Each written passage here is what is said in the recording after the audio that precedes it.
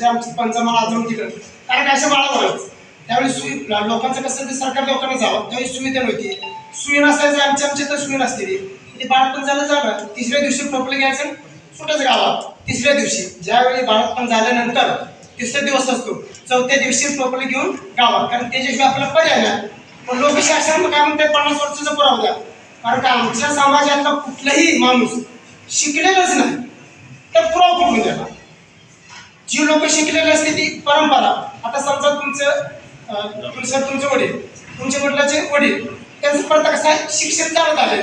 आता आमचं पंच जर नाही शिकलं तर आजोबा नाही शिकणार आजोबा नाही शिकलं तर वडील पण नाही मग वडिलांना तुमच्यासारखे लोक काय म्हणले बाबा असं तुम्ही फिरणार किती दिवस